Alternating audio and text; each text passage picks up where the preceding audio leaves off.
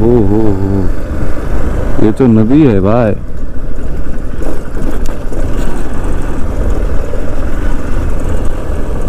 और उस दूर देखा যাচ্ছে पहाड़। ये बरसात के टाइम कैसा रहता होगा ये वही सोच रहा हूँ।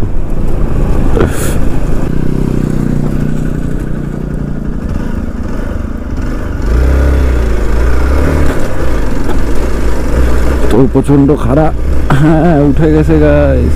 জঙ্গলের মাঝখান দিয়ে খুব সুন্দর সুন্দর রাস্তা গেছে, তো দেখতে ভালোই লাগছে। আপনাদের কেমন লাগছে গাইস? ये भाई हम तो फिर से नदी में आ गए, थोड़ा और ऑफ रोड का मजा लिया जाए।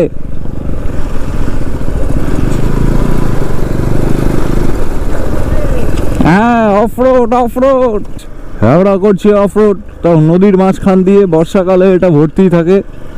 তো আবার পেয়ে গেলাম আমরা ভালো রাস্তা।